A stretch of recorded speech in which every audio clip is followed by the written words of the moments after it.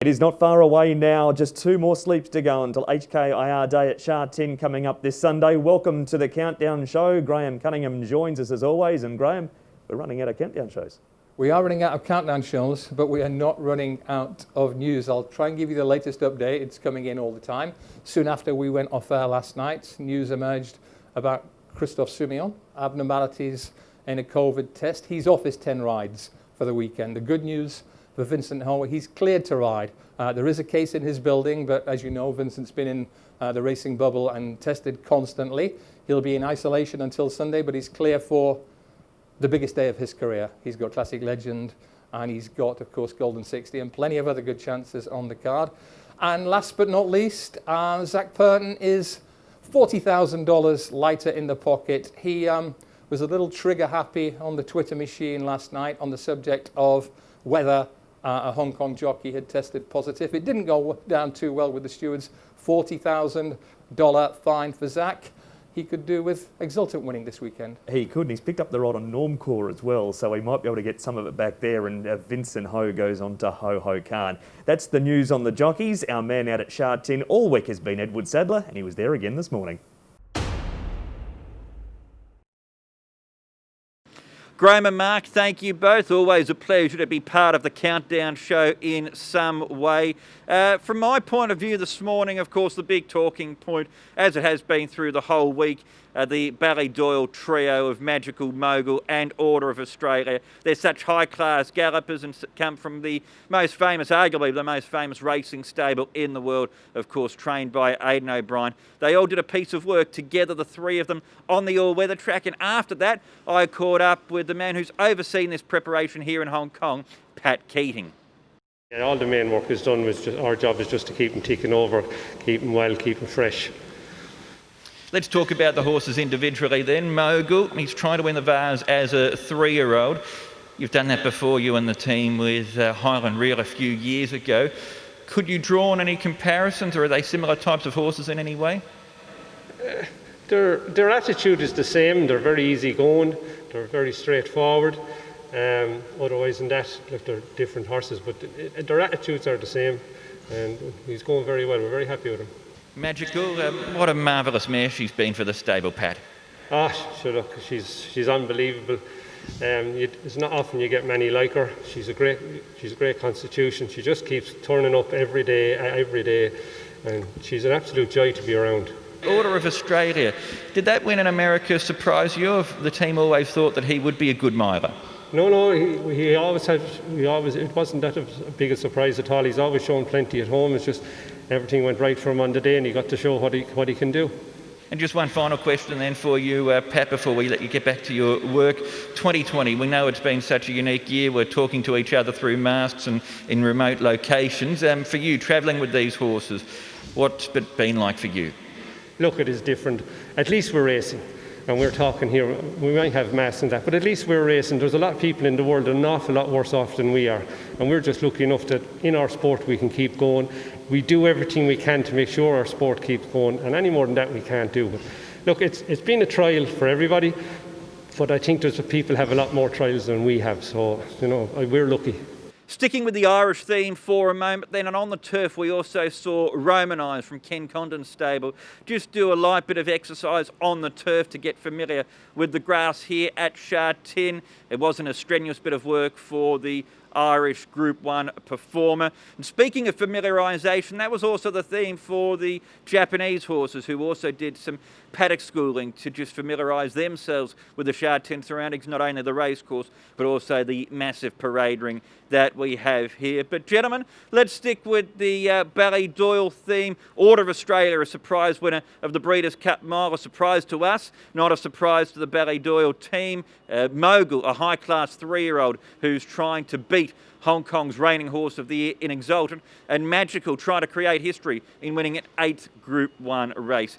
What do we make of their chances for Sunday's big races? Thank you, Edward. Graham, let's start with Order of Australia. Can he surprise like he did in the US? On the fence, but what I will say, first of all, is that Pat Keating interview with Edward, that tells you why Aidan O'Brien trusts him to travel and look after top quality horses all around the world. It's a serious business, we all know it is, but some people in racing have been guilty of remaining in a bubble all their lives. That was an interview that tells you that Pat Keating realizes there are bigger things going on in the wider world. Really eloquent speech from him and Aidan's team. The work riders there, Emmett McNamara won the Derby this year on Serpentine. Dean Gallagher was a top quality jump jockey back in the day, and Patrick Murphy is one of the Ballydoyle mainstays. Aidan sums them up very neatly. He says, the serious fellas. So he's got a top team here. He's got really good horses. Order of Australia just blossomed. He hit a completely new level in the Breeders' Cup Mile. A massive price, no fluke about it. Horses he beat were Circus Maximus and Lope Fernandez, stablemates. Ballydoyle know how good they are. Yep. So if Order of Australia is better than those two, he belongs in this race against Golden 60 and company at the weekend. I can't put him on top, but he suddenly hit a new level last time, and I don't think it was a fluke. It was left-handed. His record right-handed isn't great. It was a set weights and penalties race. He won right-handed too. But all those races were a mile and a quarter, mile and a half on softish ground. He now has a mile on quick ground, and he looked a different horse in Keeneland. So he adds a huge amount. No Breeders' Cup Mile winner has ever even come to Hong Kong, to my knowledge, let alone won the race. So he's bidding to complete a unique double. The first of the O'Brien runners we'll see on Sunday is Mogul in the Vase. We spoke about him on Wednesday. Couple of sleeps, couple of times we've seen him in the morning. What have you made of him? Well, physically, he's a powerhouse. He's a gorgeous-looking horse. And he's got several performances that make him a good horse. One that makes him a very good one.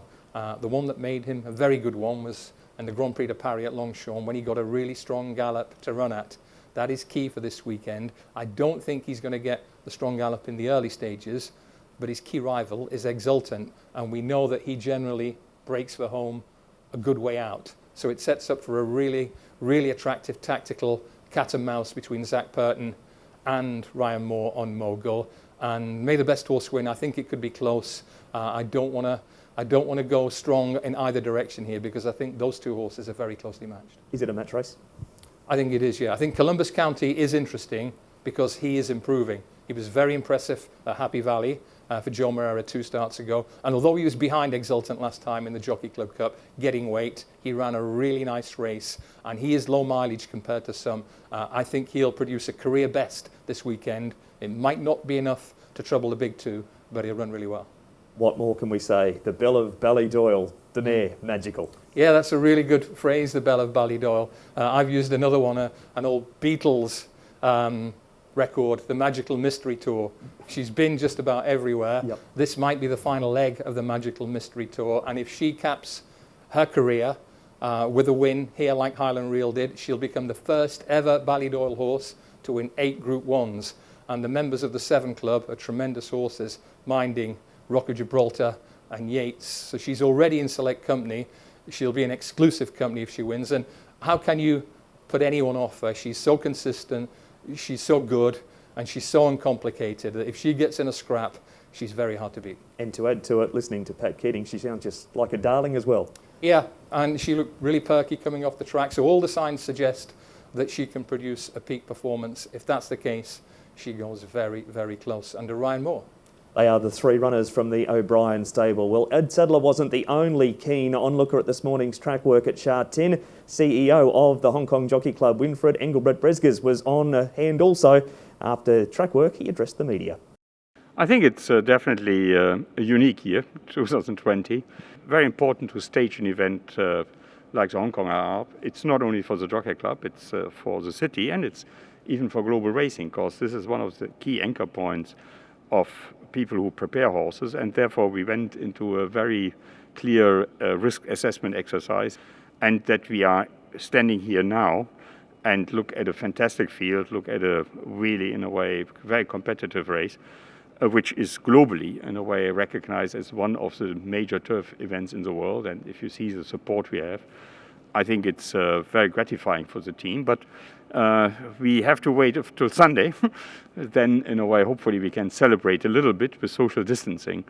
But it's for me, I'm more than delighted, and I can only see the team did a terrific work as a team to bring it to the stage where we are now. What I like with Golden 60 is the ability to quicken. There are very few horses who can run these extremely fast sectional times, and that is what I think. I'm optimistic that he runs well, but he has to prove himself now on the international stage. I think he looks extremely well, but he has to be, because I think there's a very, very strong opposition. You look at a horse like Romanized, who obviously looked very well, but our Japanese friend, especially at Myanmar, I think is in great shape. In general, the Japanese horses look fantastic, and normally they peak in a way here in Hong Kong.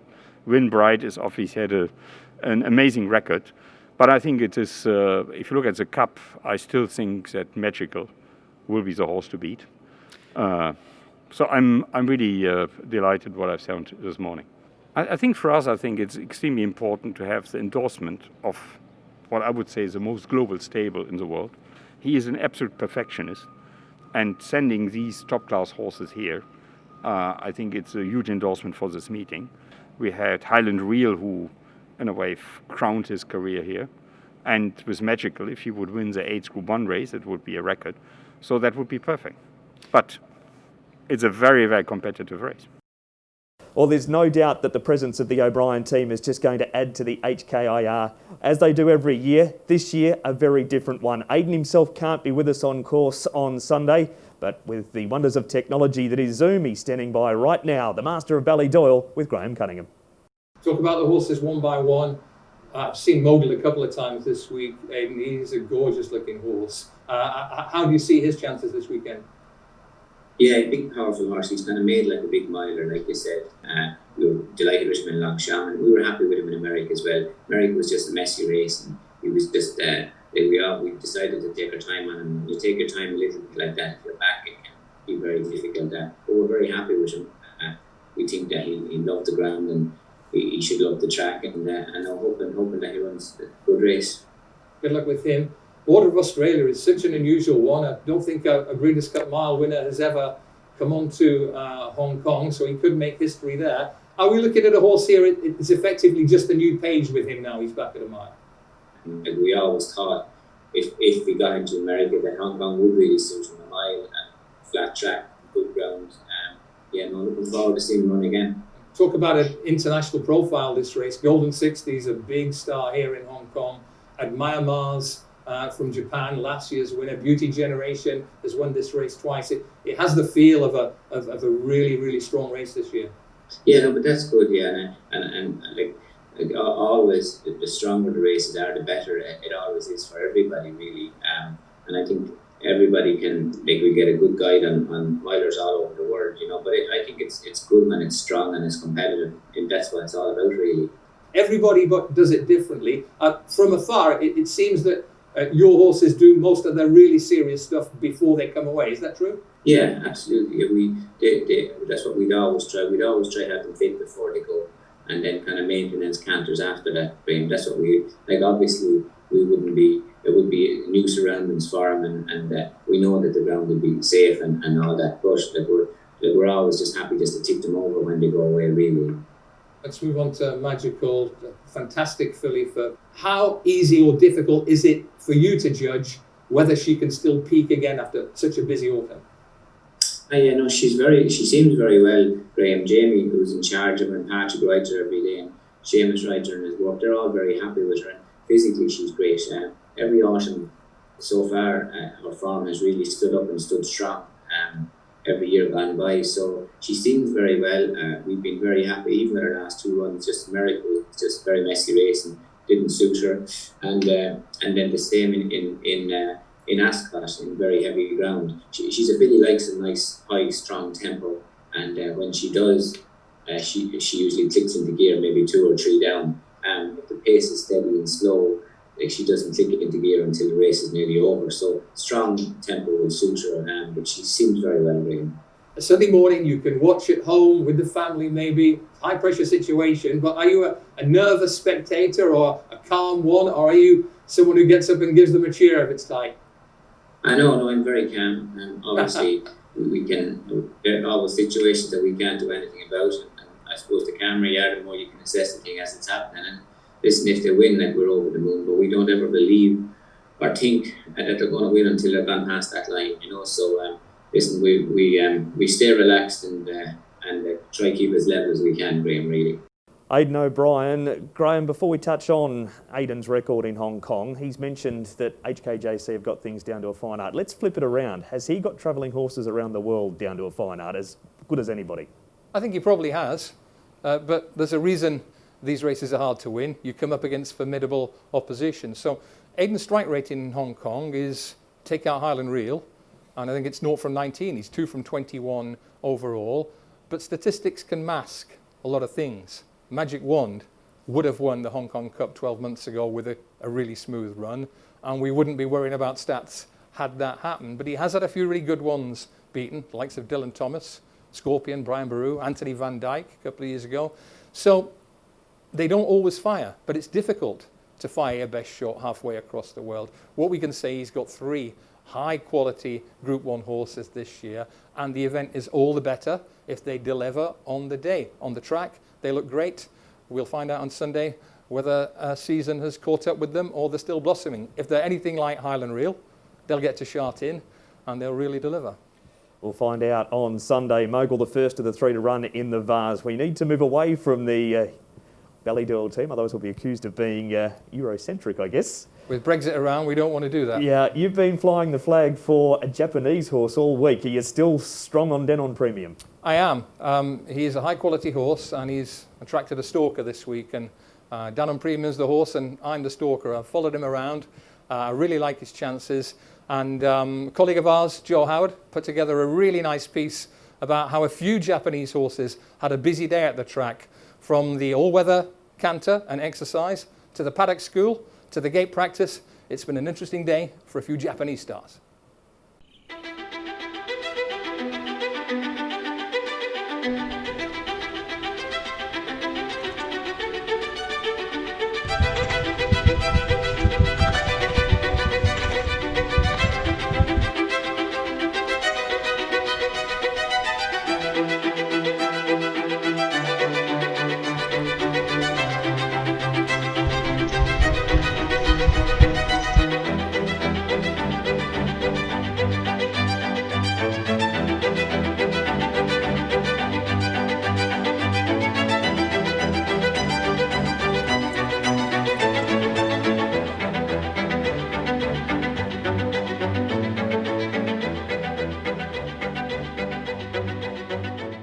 Well, Graham, you mentioned at the top of the show that Christophe Soumillon not riding on Sunday at Sha Tin. What a pinch hitter. Ryan Moore to jump on the Japanese star. Yeah, talk about a super sub. And it's not just that Ryan steps in on Admire Mars.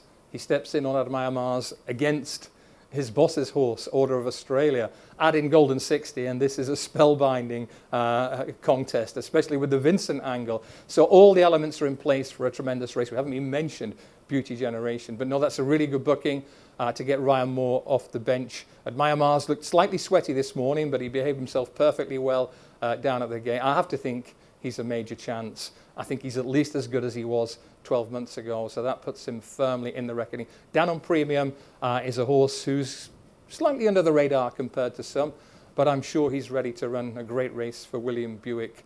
Tremendous prospect, and the Japanese record at getting horses to peak. And that's an interesting angle this weekend. Do you want to go with the horses who've already shown a really top level of form and say they're going to reproduce it? Or do you look for the type of horse who might be sitting on an absolute career best?